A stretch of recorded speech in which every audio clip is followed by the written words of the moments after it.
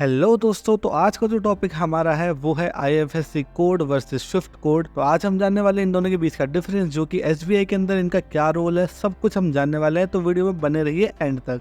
तो चलिए जल्दी से वीडियो को शुरू करते हैं। तो बढ़ते हैं स्विफ्ट कोड की तरफ। तो सबसे पहले चलते हैं इसकी डेफिनेशन की तरफ। तो इसकी डेफिनेशन है, society for world wide interbank financial telecommunication is an international recognised system for identifying banks and financial institution globally. तो इसका सीधा सा मतलब यही है कि जो भी ये कोड है वो ये बताता है कि जितने भी इंडिया के बाहर के जितने भी बैंक्स हैं, कोई भी बैंक हो चाहे कहीं पे भी हो इंडिया के बाहर का, वो हर एक बैंक का अलग से स्विफ्ट कोड होता है जो कि उसकी पहचान बताता है। अब हम जानेंगे स्विफ्ट कोड का यूज क्या है। तो यूज इसका यही है कि सिंपल जितने भी इंटरनेशनल ट्रांजैक्शंस होती हैं, अगर मेरे को इस कंट्री से किसी और कंट्री में पैसा भेजना है तो उसके बीच की जो ट्रांसफर होता है जो इसी कोड की वजह से होता है। और इसके थ्रू आप कम्युनिकेशन भी कर सकते हो दो बैंक, जैसे इंडिया में कोई बैंक है और बाहर कोई बैंक है, तो वो जब कम्युनिकेशन या फिर कोई ट्रांजेक्शन करेंगे एक दूसरे से तो इसी कोड के थ्रू होता है। स्विफ्ट कोड को हम पहचानेंगे कैसे, तो ये 8 से 11 कैरेक्टर्स का होता है और इसके जो शुरू के होते हैं वो लेटर्स होते हैं और कुछ आगे वाले जो कैरेक्टर होते हैं वो होते हैं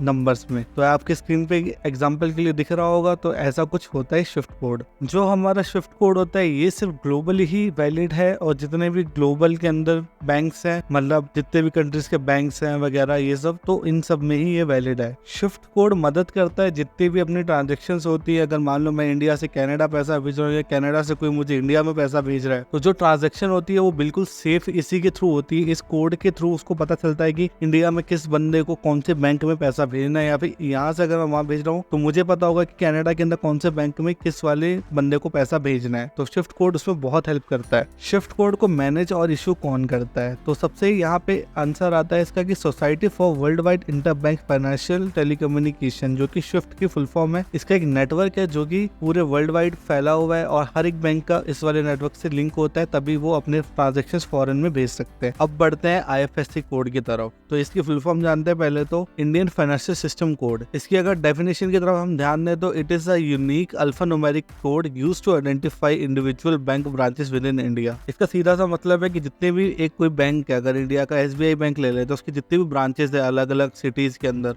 तो उनको पहचानने के लिए जो कोड यूज होता है वो आईएफएससी कोड होता है। अब जानते हैं आईएफएससी कोड यूज क्यों होता है। तो सीधा सा है कि अगर इस ब्रांच से दूसरी ब्रांच में पैसा भेजना है तो उसके लिए आईएफएससी कोड लगता है और इसके थ्रू हम इधर से उधर पैसा भेज सकते हैं, और इस वाली ब्रांच से किसी और बैंक की ब्रांच में भी पैसा भेज सकते हैं। लेकिन जितने बैंक इंडिया के अंदर है उसके लिए ही काम करेगा। नेक्स्ट हमारे पास आता है आईएफएससी कोड दिखता कैसा है। तो ये जो है वो 11 कैरेक्टर्स का होता है। इसके अंदर दोनों होते हैं, अपने लेटर्स भी होते हैं और नंबर्स भी होता है, जैसे कि ABCD और आगे उसके बाद नंबर, ठीक है, ऐसा कुछ होता है। तो 11 कैरेक्टर्स का होता है, तो ये वैसे पहचाना जाता है। आईएफएससी कोड अपना इंडिया के जितने भी बैंक है वो लोग यूज कर सकते हैं, ठीक है, वो भी अपने ट्रांजेक्शन्स के लिए, वो भी इंडिया के अंदर, इंडिया के बाहर ये यूज नहीं होगा और बैंक्स के बीच में ही ट्रांजेक्शन्स के यूज होता है। आईएफएससी कोड कौन कौन से ट्रांजेक्शन्स के लिए बहुत ज्यादा इंपॉर्टेंट है, तो यहाँ पे आते हैं कि अपने जो भी नेफ्ट होती है, आरटीजीएस होती है और IMPS होती है, इन तीनों के लिए ये बहुत ज्यादा इंपॉर्टेंट है ये वाला कोड। इसके बिना ट्रांजेक्शंस नहीं होंगी किसी भी बैंक में, चाहे एसबीआई हो चाहे कोई भी प्राइवेट बैंक हो, इंडिया के अंदर कोई भी बैंक हो, इसके बिना ट्रांजेक्शन नहीं कर पाओगे। जितने भी इंडिया के बैंक है सबके जो आईएफएससी कोड है वो कौन मैनेज करता है और कौन इशू करता है, तो हमारे यहाँ पे